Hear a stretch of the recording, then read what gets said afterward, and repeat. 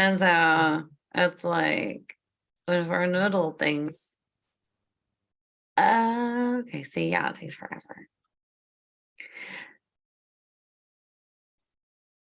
Okay, we are live for another Content Journey Tuesday chat. And for the first time ever, we're getting joined by another Lindsay who's on our team, Linz Irvine. So hi, thanks for joining us, Linz. This is fun. This is my first one. I'm excited to see how this rolls. Yeah, we were all teasing that it's always like the Lindsay show. And so therefore we made Lindsay change her name whenever we hired her onto the team. True. Doubling up on the Lindsays. That's how much of a Lindsay show it is. So we get to keep talking today about the things that we love so very much, which is mental health and marketing and the ways that it can be done better. And but today we get to finally talk about something Kenna has been dying to discuss. So Kenna, why don't you introduce it, since you've introduced it so many times up till now, in various forms. Absolutely. So today we want to talk about some of our successes with some of our existing mental health clients. You had, Lindsay, before we were here, one of your first clients, client number 3, was a mental health agency that was in a pretty rough spot. And you were able to really help them, and we still continue to help them today. So could you talk a little bit about them to start out with? Yeah, I would love to. So let's set the stage. It was 2020. I don't know if anyone knows what happened during that year.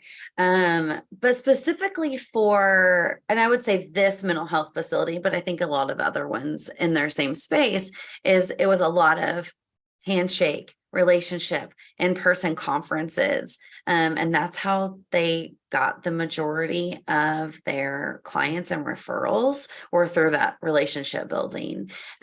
Secondarily was through paid advertising. And that isn't different. We still hear that a whole lot. But that was really all that they did. They also had a marketing agency that they had hired that was doing ongoing content on their website and on social media. More to how we're talking about how other people aren't doing it so great in a predatory way. And so once we started working with them, we had a couple of goals in mind. One was to help them transform their traditional offline handshake approach to an online approach. And then second was to really focus on SEO and organic traffic over the paid stuff. Because what happens when we quit paying for ads, or if ads don't work, it just goes away, no traffic comes in, and the organic is an investment that just continues to pay for itself over time. And so those were our 2 goals with that client. And I would say it worked, since they're still with us. So you were able to just transform their ways of thinking. Like, you made them SEO focus all the way. I'm going to put you on the spot a little bit. I told you I was going to. I know, I'm prepared. Do you have some numbers for us? Can you tell us? I know at one time the percentage of traffic increase was just unbelievable.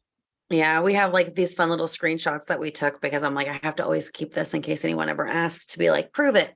So yeah, at one point we had increased their organic traffic by 1,200% over, I think it was like 8 months at that time from start to finish. But what's amazing is it's just continued to grow. So if we were to look at, August 2020 to now, that percentage is going to be even higher than 1,000% increase.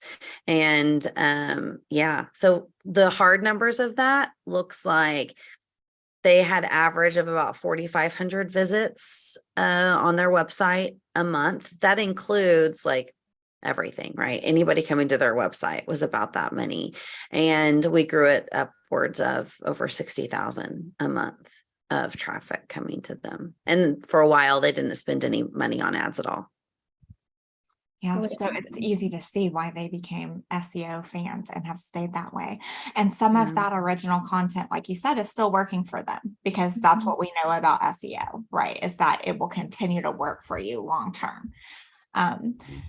So we have, these aren't our only mental health clients, but we wanted to sort of highlight a couple of stories, right? Because we have this great success with this first client. Now we have another mental health client. It's a group of clinics, relatively new to us,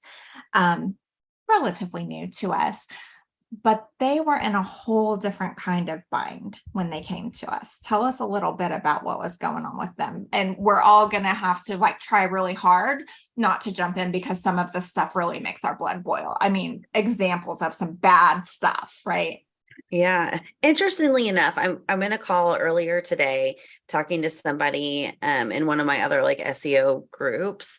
And we were talking about our niche. I was like, yeah, I'm focused on mental health. And he was, oh yeah, I have a friend who does that, does a lot of SEO for mental health. And I was like, yeah, it's kind of a jungle out there. And he goes, it is an incredibly predatory industry for marketing professionals. And I thought, well, how interesting. I think so too. But tell me more of why you think it is predatory. But a lot of ways there are people that see money flowing into something and they think, okay, I can help with that. And I can also have, a piece of that pie. There's nothing wrong with that, right? Like inherently, we all have bills to pay. It's okay to make money. Like it's okay to make money. It's okay to have a profitable business. There's nothing wrong with that. That's just not like how we do things at Content Journey. We also want to make sure that we're doing well in the world. So it's like, do good for ourselves, do well for others, right? Corey Miller says that. So do good and do well. And there's something about not only this industry, but others that people go, okay, I'm going to get a piece of that. And so, and I'm not saying that's what this guy's friend does at all. He may be another one of the people out there like doing great work. But one of the things that we saw, just like when we took over for that person in 2020, is the language and the imagery. Like these are all things that we've talked about so much in the last couple of months, but they first didn't align with their brand. They didn't speak to who they were as a facility, but secondarily, they were stigmatizing to people who might have ended up on the website. And so the last thing that you want to do is when you are in a place of hurt or crisis, or your family member is, especially when it comes to mental health, addiction, recovery, and all of the things that come to mind in that regard, is you go to Google to get your answer and you end up on this website and you feel even further stigmatized and bad about the circumstance you're in, instead of, oh, I finally found the person that's going to be able to help me, or I finally found the space that understands me and can help me. And so that's what we saw back then in 2020. And it's what, again, we saw with this grouping now. And so we've been able to come in and really what I wish I could have done in 2020, tear it all down and rebuild it better. So we redid the whole website and started fixing not only language issues, but made the SEO better too. At the end of the day, and just started doing a better job. Yeah. So Emily, you want to name names? You want to say some of the things that we saw on the site that were just troublesome? Because maybe people don't know what some of these troubling things are. I hope they do, but maybe they don't. I mean, I do agree with like what Lindsay said in terms of like it didn't align with their brand. Like we knew that this client provided like high quality treatment, and what was represented on their website was completely like egregious and not aligned with the treatment and care that they provided. It wasn't caring content on their site at all. And so I think that was probably one of the most shocking pieces, is just like scrolling down and seeing images of substances on their site, that seeing like blog content that was around particular search terms that were used in just a really careless way. I don't know if we want to go into like the full specifics of what those were, so I'm trying to be cautious with my words, but I honestly think all of us were just shocked at what was on the site. And then also knowing that the ongoing communications that were delivered from the same marketing agency were just copy and paste, and they weren't thoughtful communications, and they didn't support like the care that was being delivered from this organization. And so it like grossly misrepresented who this treatment agency was and what services they provided to their clients. And so I am really just so grateful that we had the opportunity to come in, because the truth of this organization is they provide like really needed high quality treatment, but the way this organization was marketed and represented didn't reflect that at all. Yeah, I agree. There was also, not only were there concerning images and concerning words, but there were also just pages that were built around, like, I remember rewriting a page and it literally went into like the history of cognitive behavioral therapy. Like, if I'm seeking help online, I don't need to know who founded cognitive behavioral therapy and what it's been used for historically. Like, I don't need to go back to Aristotle and the beginning of thought when I'm just trying to get help. But I think one of the really important things that we saw is even something as simple as people, cheersing with beer might seem like not a big deal when you're choosing an image. But if I am harmed by addiction, if my family is harmed by addiction, then that can be a really triggering image. I don't need to see what addiction looks like. I'm living that experience. And so something that seems, that might seem relatively innocent can be really harmful if you don't think about it. I think caring is the right word that you use. Not only us caring, but the fact that they care and what was on their site didn't represent them as a group at all. Linz, you're the new person in the room. So have you noticed anything that you think that it's obvious that we do differently? I mean, yes. I think I've been here, 3 weeks? So I think in a lot of the work that I do currently, I think you guys are definitely filling a gap when I am writing a brief or when I am looking to do that research. I'm finding that there's not a lot of information when it comes to mental health, which is shocking to me. That things that you would think would be there aren't. And so I think it's really great that you guys are doing a deep dive on some of this, because there isn't much content out there. So, providing that information, I think, is super helpful, especially in an industry that is growing. Like we all know, mental health has become front and center for a lot of us in the past couple of years with everything that's going on. And so with that, being able to help support the industry with either knowledge or just helping people get their names out there when it comes to like practices and stuff, I think it is really great. But you guys definitely take a very like wholesome stand to it. It's not just clock in, clock out. Like you guys very much care about the people that we're serving, and that's really, really cool. I think that's so true, like of the clients that we work with too, is that we're working with clients that are providing like a holistic treatment, right? That care for patients like throughout the patient life cycle. And so we're matching that same type of holistic care with the way that we do SEO and content marketing, is saying that it needs to be done from like expertise, from research, from knowledge, and then have a quality process throughout each step of the customer journey, so that it really provides the impact that the treatment centers are needing. I think that's a big benefit too of having a licensed practitioner as our founder and making these decisions of who we're going to work with and who we aren't, because we know that Lindsay is not going to accept a client, even though we all want our paychecks to clear the bank. She's not going to accept a client who isn't really out there trying to do right by people's mental health and applying the right services and applying the right theory and doing it correctly. So we're not going to work with illegitimate treatment centers. And they deserve, Lens, for us to have that caring, because they do too. And it's really fun too, just like that you being a new team member on our team are entering in and getting to like practice that care, like in every step of the process, and that like you're eager to be sure that all the elements of the work that you're doing and kind of the preparation for the pieces to be written, you're doing with care and mindfulness, because you recognize like that's the culture and the type of work that we do, and you've just integrated into that so well.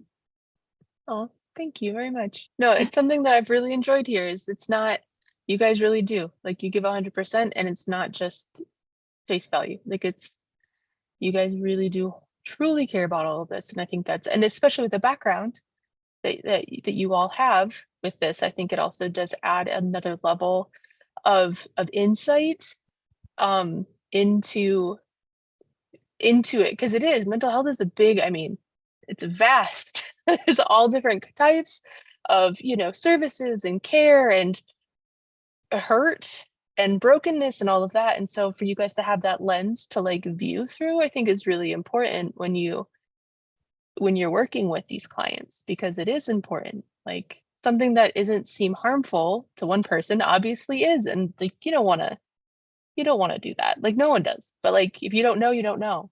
So I think it's really cool. Mhm. So, Lindsay, who are we looking for? Who is the best fit of client who we can serve at our highest? Yeah, so I think that's a simple yet complicated answer, right? One of the things that we've learned, especially over the last couple of years, is, or I shouldn't say learned, one thing that we've stepped into is owning our place in the space. And so we are SEO and content marketing experts. And so we want to work with clients who utilize that expertise whenever they're working with us. And so first, that's it, right? Is working with clients who recognize our worth and our value and that we're going to bring to their team. The second is we have really found this area of mental health and wellness that we love working with. I do think there is a qualification there. I don't think that we are the perfect fit for a single counselor working by themselves in a small office and just trying to like bring in a few clients to fill up their own books. I think they're doing wonderful work. We have fantastic resources to help them with their practice, but I don't think that that's probably the best fit for us. So when we think about mental health and wellness for us, it is a counseling group potentially. So somebody that has 5, 10, 15, 20 people in their building, and then they're trying to find clients for all of them to help and service. It is addiction and mental health recovery centers. So people who are working with those therapists as referents or talking directly to the person who is in crisis themselves or a family member. So it's those facilities where people may even be flying in or driving to come and visit them. And then the outside of that are the wellness companies. So anyone else that is doing work in the world that is falling into that category. So journaling apps, for example, would be a really good one to talk about, that they have clients that or customers that they're trying to find that help them on their, wellness journey in some capacity. Did I leave one of our other pieces off, Kenna? That sounded pretty good to me. I love that wellness niche too, because it doesn't have to be so reactive, right? There are some things that all of us can do. We all have mental health. So there are things that all of us can do every single day to help care for ourselves. And so finding some clients that we can really help on that mission. And Lens, like you said, putting out some of that accurate, valuable information that we know that people are looking for. One of the things that always frustrates me, if I'm writing a brief for a mental health client, or if I'm just looking for something, is that the data that's out there that you can really rely on is so old. So finding people who are, proactively doing that research, who are releasing those ways to stay well and emotionally healthy, I think is wonderful. If we can, we want to help lead people to the treatment who need it, but if we can help people avoid treatment or just live as their very best selves, that's a positive too. Anything else? That was fast, but that kind of went through my list. Are there things that y'all want to talk about or that came up? Sometimes I feel like whenever I talk about it, I'm just repeating myself over and over and over again. But I think about the predatory nature of how people attack and go towards this industry specifically. And sometimes I understand it. Like, we all want an easy button. We want the fast and easy answer to our problems. And I think whenever you talk to me and I'm like, okay, yeah, we can definitely do that work for you. And they say, when can we expect results? Well, if we do things the way that we're supposed to, then we're going to start seeing something, 3 months, 6 months, something like, and they're like, oh, okay. And we're like, but we have to plan first. We have to get our research together. And we have to follow that plan. And we have a fantastic process. But once we do that, it works every time. And then they talk to somebody else, because you should, right? Should talk to and shop around your service or when you're hiring someone. And they're like, oh, yes, we can do this for you. When are we going to see results? Immediately. We're going to make some changes and you're going to see traffic shoot up immediately. I would want to be inclined to choose that as well, that option as well. But one of the things that we've seen from the clients that have left those other bad actors out in the agency world and come over to us is they're using really old SEO tactics, like duplicating therapy pages and location pages, but it's downgrading the overall quality of the website. But it might increase an uptick of traffic for a short time before Google kind of crawls it and they're like, okay, hold on a second, this doesn't make any sense, and start sending traffic elsewhere. There are so many tricks of the system that we can have traffic come in and then it's going to go away. One of them we saw was sending traffic from overseas. It was not good traffic. It was not traffic that was actually going to result in anything. But from a top line 10,000 point view or foot view, you say, oh, look, we had an increase of 30% traffic from week over week. Fantastic. Good job, SEO agency. And there aren't more questions that follow that up. Even with ads, what we've seen with our newer client recently is they go, well, we were having conversions and then we moved to just a few things and now we're not getting any more conversions. What turned out, if you talk to the sales team, they weren't getting conversions. It was showing as a digital conversion because someone was clicking that link and they were talking to the sales team, but they were asking for a hotline. They were asking for different help that they didn't offer. It was all these things that weren't part of that process. But for the digital marketing team to the client, they went, oh yeah, we're getting conversions. Fantastic. You just have to dig a little bit deeper and start asking the questions, which is why we love to work with directly with the sales team if we can, or at least have a line of communication to say, we see that you're getting conversions. Is that actually leading to people you want to speak to? And then they can tell us yes or no, and not just be like, hey, look at this fancy report that shows these clicks. And so I think some of that gets lost in the translation because it gets a little bit more complicated. I need to find snazzy ways to be like, hey, people are lying to you and you need to ask more questions, or just hire us. I don't know. But that's definitely part of it is like, I know how to trick the system too. I know how to use fancy SEO tricks. I can make that happen, but we're not going to, because it's not going to be the right traffic and it's not going to be sustainable and work for them over time. So I guess that's my final thought, Kenna. You know that my blood is boiling right now, of course, because ultimately, for me, in my heart, I feel like it's my responsibility, it's our responsibility to use our knowledge and use our skills to help people. So, like you said, you can get um, clicks on people's website all day long. I mean, we can keyword stuff and we can use all of those nasty little tricks and we can get people to go to their website. But who does that really help? It helps no one in the end.